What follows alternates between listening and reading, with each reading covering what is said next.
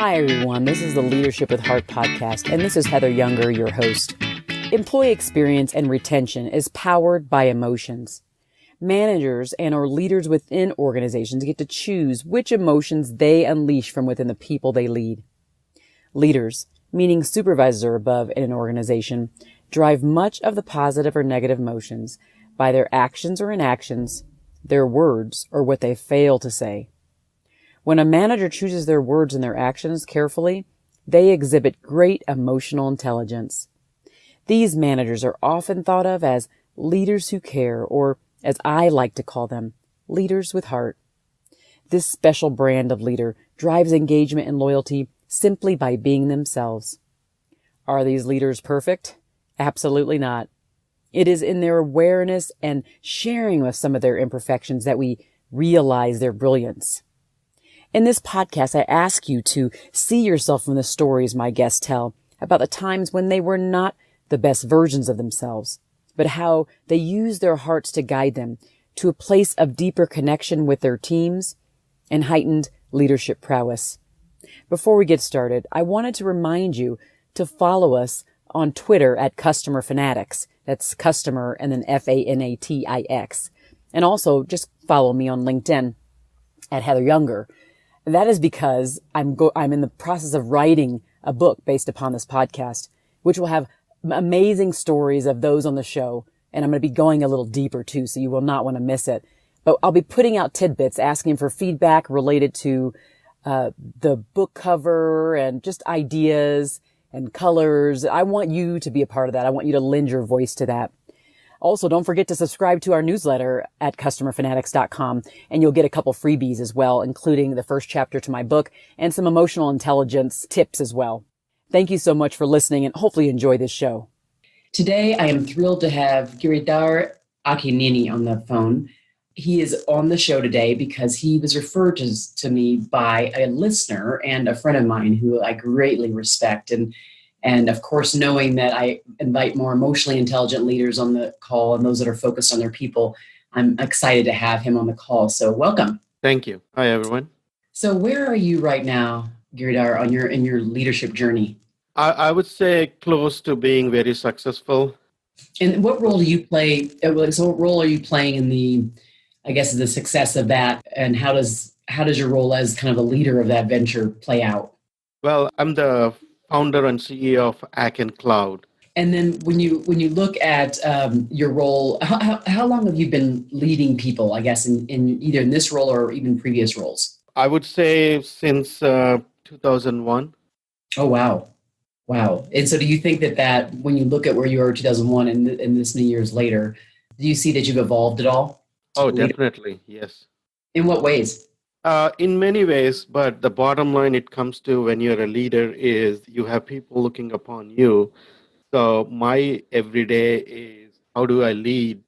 So they're looking to you to make sure things come together and things happen so that they continue to live the life they are, right? And maybe find meaningful work.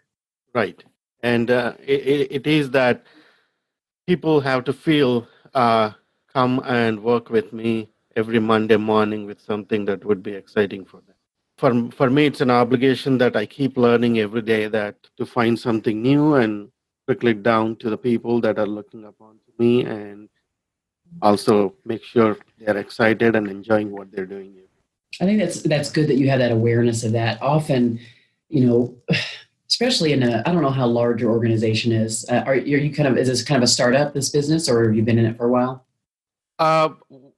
AkkenCloud has been in business since 2005, of course. Oh. We had our ups and downs, but right now we are about 70 employees. We have over 33,000 users using our platform. We mainly focused on the staffing and recruiting industry. Oh, okay. That's good to know for context with the people that are listening as well. You're kind of you understand this space of human potential, human capital, and just the need to have processes and things in place to make sure that the experience is smoother for them. So that's good. Right. So our customers, the staffing companies, they manage millions of people every week. And It is very critical for us to provide them the technology to make that easier and streamline their processes and best practices. Awesome. Now, when we think about leadership, like the people that you currently are leading, um, instead of me asking you what your leadership style is, I want to ask you another question, which is, what would your people say your leadership style is? How would they describe what your leadership style is? So, in simply put, I'm open, straightforward. Uh, I work very closely. I don't have barriers for anything. We laugh, we joke, we do work together. So, having that openness and connection, personal connection, having fun in everything that we do together is what people said like about me. Oh, that's awesome. You know what? Openness, connection, and fun sounds pretty good to me. So when we think about leadership, often we see those signs of leadership at different points, but they might show their faces early on. What is it that drives you to lead? What is it that just makes you want to lead people? Where does it come from? I don't know if I would say I would like to lead people or boss over people or do that, but it is this my interest trying to achieve something that others have not done before, something new that keeps me exciting. And then, as part of doing that, it's very common that we hear on the motivational videos or lectures and all that stuff. People say never give up, be persistent, and all. That's great.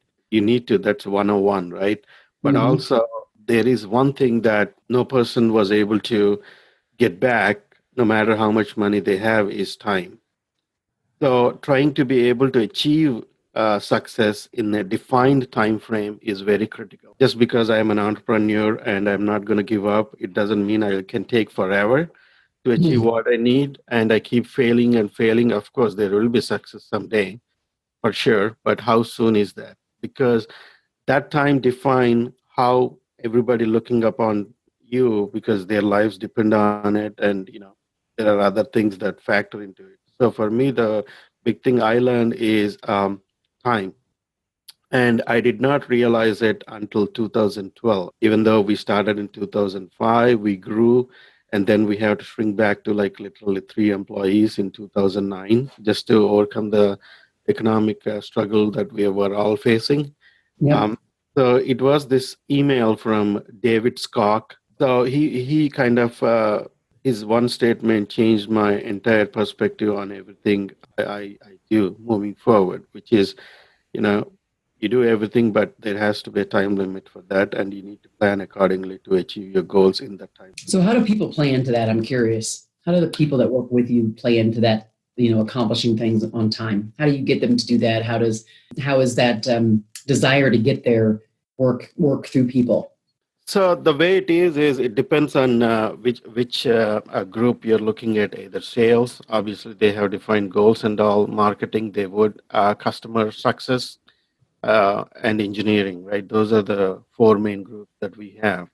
So sales, they have their metrics, they have their goals, and they know what follow up. And marketing is again another group where they know what the goal is to be known. We actually, being in this industry for so long, we still hear people not knowing about us. So that's a challenge for our market. As far as the customer success, it's not like what we do, it's what our customers want for them to be successful. So we continue to evolve and listen to the customers. We focus on our customers. We have people, for example, staffing companies, there are people that run payroll every day, and they've been doing it for 15, 20, 25 years, believe it or not. And they've been doing that every week, the same thing. So we talk to them and we put things in place through technology to make them feel, oh, this is so easy. It was taking 3 days for me to process payroll before AkkenCloud. Now it takes 2 hours. That gives a great satisfaction for our entire group, customer success and other groups. That's what we do. And engineering, we take the responsibility to go find new technology, how to use that, translate that to make it a valuable value add-on for our customers. So all these groups working together and the goals for them, and of course we have time. Time is again critical. So we group on a very regular basis. We do what we call company socials. We have Learn It New every Thursday. Like we have that lunch now. We all open up, we connect. But at the end of the day, it all comes to what is the ultimate goal for all of us to achieve, and how can we achieve that on a timely basis. It sounds like you take pretty good care to be clear about what the goals are and how everyone can help meet the goal. Is that what you're saying? Yes, exactly. Thank you. Yeah, that is actually quite critical because the clearer that you are as the leader of that organization about what the goal is, what the vision is, what the metrics are, and what they can do each of those areas and each person inside those areas can do to reach that, it makes them feel more successful when you do reach that goal. They feel more accountable if you're falling short from the goal, and they can feel like the work that they're doing is more meaningful. So I think that you're onto something, by focusing quite a bit on that goal setting side, but with each group understanding there's some individualization that goes on with each of those and being really clear with each of those groups about what's expected. And if they know that very clearly, it gives them something to drive to. Exactly. Yeah. So customer for all the groups, the number one thing is customer success. So believe it or not, sometimes in sales we come across prospects, and we can clear if we clearly mention to them, listen, we won't be able to help you. I'm sorry. We hate to lose a sale, but we want to be upfront, and commitment is very critical, because once we commit to something, we should be able to deliver it as well. Yeah. So basically, you're not going to just take any customer. You're only going to take the customers you can help. Is that what you're saying? Yeah, exactly. Yeah. Yeah, that makes sense a lot, actually. That then reflects in the integrity of the company. Then again, it goes back to the people who are on the front line doing that work. If they know they're not in it just to get a customer, but they're in it to be, have the customer be successful in implementing that software and feeling successful after they have onboarded with it, then that's going to be the most important anyway, because then you're going to get all this word of mouth and you get repeat business and you get expanded business, more users and things like that, right? Yeah, so that's how we've been growing, actually, organically, even though we don't have huge marketing budgets or a big sales team. Um, so that commitment, once we do that. So we also have a program, what we call Customer for Life, that we use that term internally all the time. So once we take a customer, how can we help them? What is that we can do? So every team has the commitment to play their role. So basically, every team has that commitment and focus to keep the customer for life. Right. I like that, again, because when we think about what the number one thing, it really drives down to this with employees, is if they feel that there's meaning and purpose in their work and the leaders are successful in communicating that, it makes them want to stay involved in the organization with the team and with that venture. It makes them actually want to go over and above because they're super clear about what they do every day and how it connects to the bigger picture. Yes, they do. So kudos to you on that regard. Thank you. I'm curious to know what's your turnover rate, or your employee retention rate, or even just turnover rate in your area? Maybe do you feel like you have a pretty good retention rate? Do you feel like it's high or kind of on par with the industry? I'm curious to know that. Do you know? I would say very high. Our most might be, we have people that's been working for over 10 years, and obviously I'm part of the team, and I've been since 2005. And also I have my family helping me as part of this as well. So that kind of actually makes me more obligated to be successful, not just for the people looking upon to be and having their lives depend on my success, but I have my own family involved in this venture, my brothers and my parents and my friends who's been helping me all these years. Wow. That's amazing. Well, that's great. And I do agree that that's going to make you feel more obligated. And that would be a big drive to lead, is that obligation to feed people, the obligation to make sure people can exist and thrive inside that corporate culture and in their lives. So for me, there is no other option than being successful, period, right? But Mhm, again, coming back to that, okay, what's the time frame to achieve that is very critical. mhm. Yes. So, can you ever think of a time in these last many years here that you just weren't real proud of yourself as a leader? You don't feel like it was a shining moment for yourself.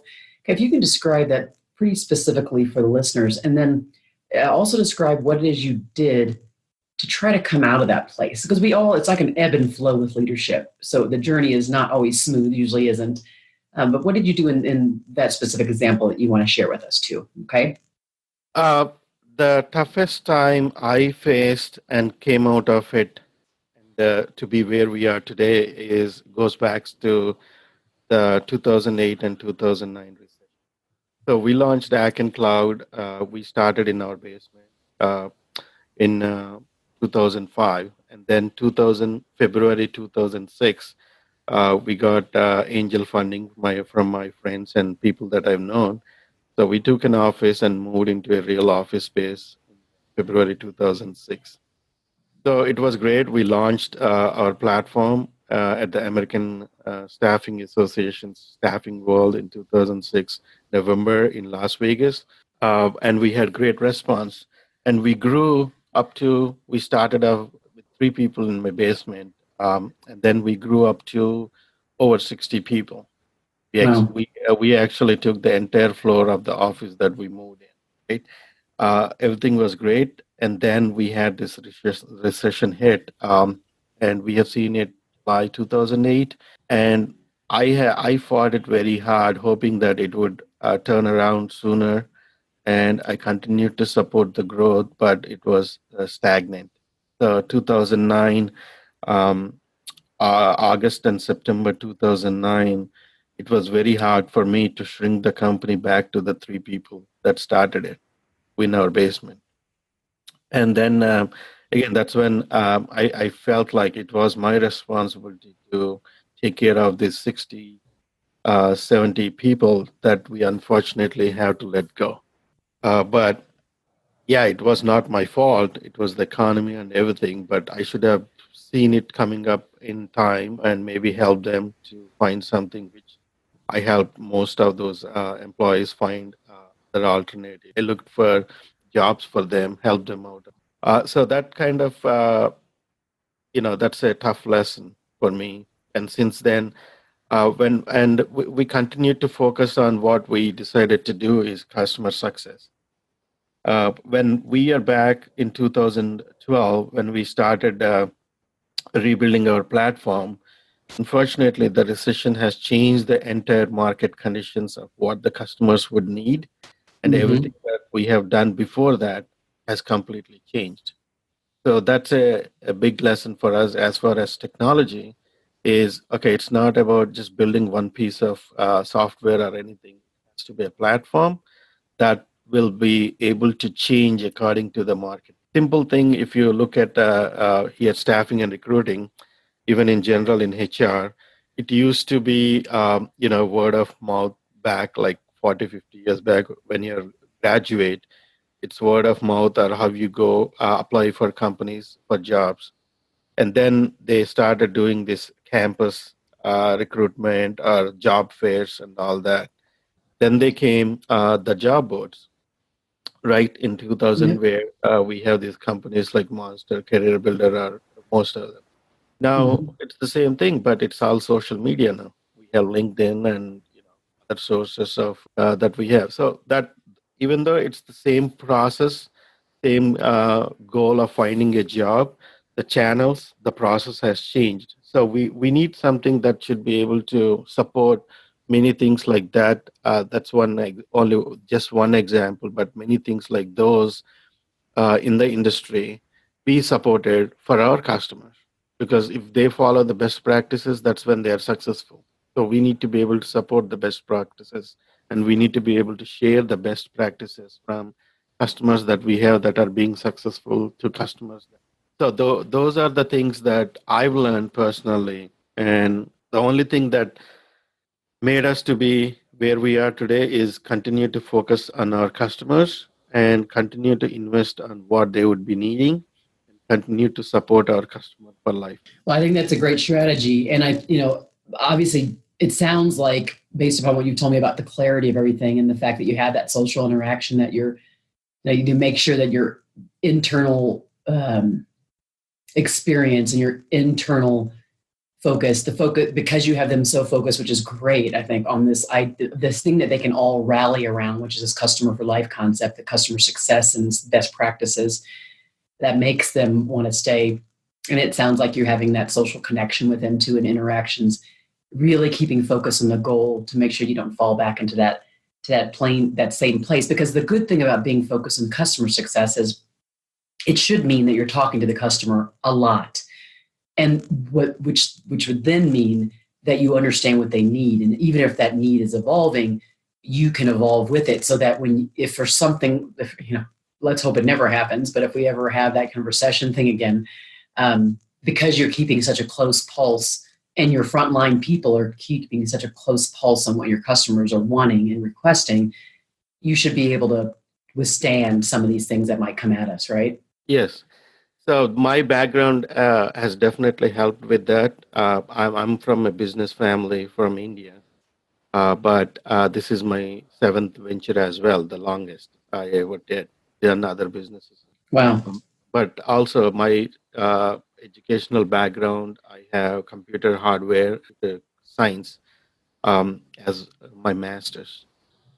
So that putting those together helps me. In fact, I am the chief architect of our platform, and there are many times, very often, even today, I have a call after this with a customer, a small customer that I want to be on the call with the customer success team because they have a problem, and I want to understand what they're going through. And my team says, "Oh, you know what? A CEO does not need to be on these calls. It makes us look small." I'm like, I don't care. I want to hear the customer and ask questions. And the one thing I do that my team said that they learned from me is I never assume anything. I ask questions. I get on the call. I ask questions. A customer, they say, "Oh, we are having problems." All right, sorry, I can't help. What is that problem? Why? So the only thing I do that clearly differentiates on these calls that with my customers is first the passion to know what their problem is, and then asking questions, not assuming anything. What's good about that is, they're obviously, when you get bigger and bigger, it's going to be harder for you to take calls on like that, right? But I think it says a lot to the customers for your commitment for their success. So that's one thing. Number two, you're modeling for your team members what it is they need to be doing when you're not on those calls, because you can't be on every call and you shouldn't be on every call. Yeah. But I think that idea that when you're on the call and you're asking those good questions and you're digging deeper, looking at it from kind of a process perspective, and maybe unemotional, that's helpful for them. That models for them the types of behaviors and styles that you would want them to do, and that actually helps them grow. One thing that I find that can be problematic in the customer experience side of things is often a manager might come in and quote unquote save the day with the customer, and then the employee is not actually anywhere around. They're kind of left out of that conversation, and so they don't know how to do it for themselves. But with you joining the call and them hearing you, now they're gaining skills because they're listening to what you do and going, "Oh, that's what I need to do. And now that's a new skill I just learned." So I wouldn't say to join every call, but I think that's a great idea that you get to do that occasionally and you get to dig deeper and they get to hear that. Yeah. So no, I do it very often, not occasionally. And honestly, I heard people say like, okay, you're growing and you may not have time to get on those calls or talk to your customers. I don't know as a CEO what else, what other things I have more priority than talking to a customer. So I take time and I block in my calendar every week slots for these kinds of conversations. And I jump into every opportunity I have to talk to a customer or meet a customer. So I personally feel I have nothing more priority than to do those things. I think it's great. Yeah. I mean, everybody obviously has a different style of doing things. I think it's wonderful. The only thing I would always say within that venture is use it as a teaching opportunity for your staff, and then which I'm sure it is, but making sure that you circle back around, they understand, so that when you aren't present, they can operate in that same way with that, and already have that same focus, because that's your focus, that's their focus, so that's good, right? Um, but it's like about empowerment too. So making sure that they're empowered to know to ask those same exact questions that you have as well. So that's leading by example and showing them by actually doing it is a big part of it. So that's awesome. What do you do to connect with your people at a deeper level when you're on big projects and you really haven't had a chance to connect on a deeper level in a more social way? Let's say. I know you said you have some things you do in the office, but what are some of the other things you do to connect with your team? Yeah, we definitely do what we call company socials. Like every second Friday of the month, we close out at 3 o'clock, and the employee of the month from the prior month, either one or two or three people that has gotten a customer testimonial or something good, we all take a feedback on who would be the employees of the month, and they pick they get to choose where we go. So we all just go to whatever place, whatever it is they decide. We have done these escape rooms last month. It was a little challenging for me. I haven't done it in a long time, but we do those things. And literally in that room, I was stuck with. I wouldn't say stuck, but I was working with our customer support person, our VP of engineering, and our sales associate.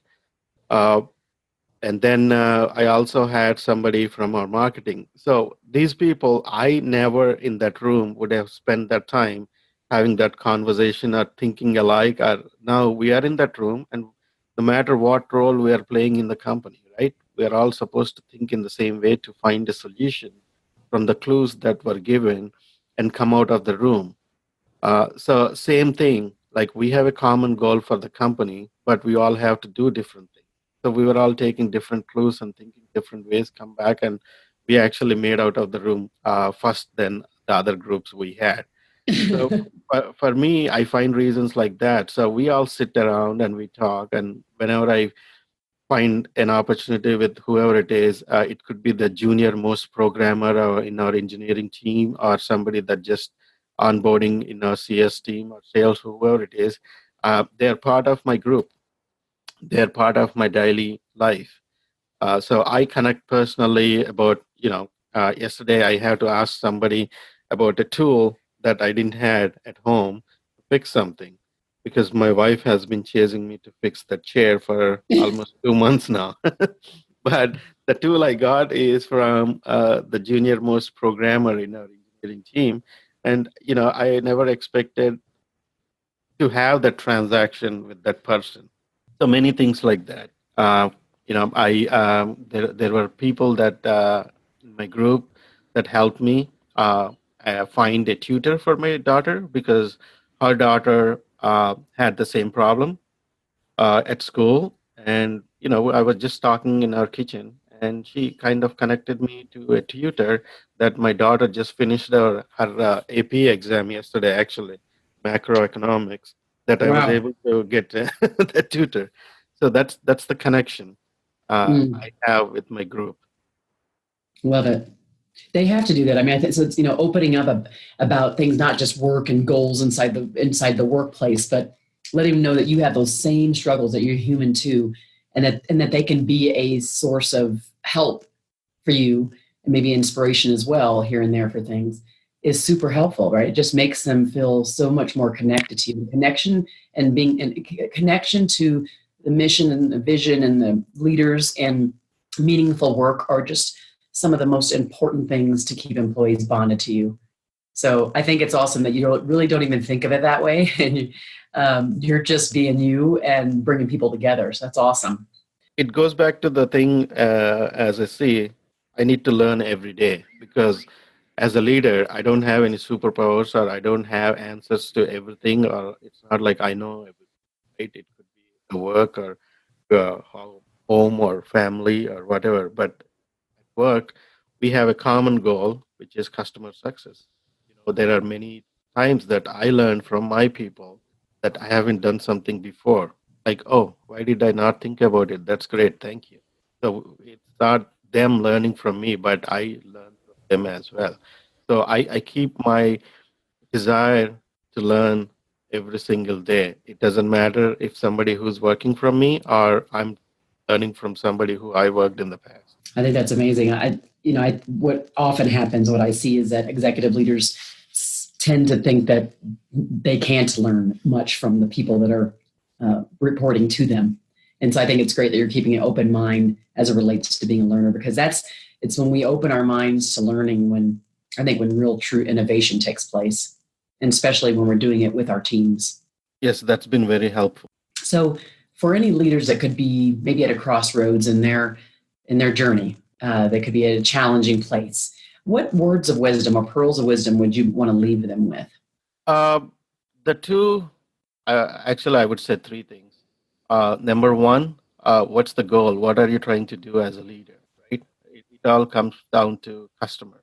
If you're in a business, that means most probably you're trying to sell something, or even if you are not selling or whatever it is, if you're in business, being an entrepreneur, you're trying to solve a problem for somebody. It could be technology, it could be manufacturing, it could be consulting, whatever it is. So when you're at a crossroads, making sure that you don't take your focus away from that is very critical. Number one. Number two is keeping in mind as a leader, unless you're working for yourself, even in those cases, you have family that's depending on you. But as being a leader, there are people that look upon to you and their lives depend on you and your success. So making sure you keep that in mind in decisions, what you make and how you proceed and how you get not just yourself, because it's not just you that is going to be successful. The whole team has to be successful for you to be able to. So that is number two. And obviously my number three is actually my number one is the time management. Everything has a time limit, because that's one thing, no matter what you do, you need to make these three work together. And I'm sure you will find a way, miraculously, I should say, whenever you put this together and keep going on. Awesome. Giridhar, this is really helpful. I appreciate your openness and vulnerability on just talking about your journey, and I know that it'll be helpful for those that are listening. So for those who are listening, if you found this episode to be helpful and insightful, obviously I'd want you to share it. And at the same time, if you haven't already and you're a listener, go ahead and go into wherever you're listening, if it's iTunes or wherever, and rate and review this episode in the podcast, because when you do that, it's part of an algorithm. So it does help move it up at the top of the list for many of the other leadership podcasts out there. And I think this one is special. It's special because it is heart focused, but we're talking to really emotionally intelligent leaders, really kind of handpicked or referred. And so I'm hoping that you get a lot of value out of this and that you can share it with as many people as possible. Giridhar, again, thank you so much for joining the show. I really appreciate you being here. Thank you. Thank you for talking to me. I enjoyed the conversation, and hopefully my experience will be helpful for the listeners. Awesome. Thank you for joining the Leadership with Heart podcast, everyone. You can grab the show notes by visiting customerfanatics.com. And don't forget to subscribe to our newsletter.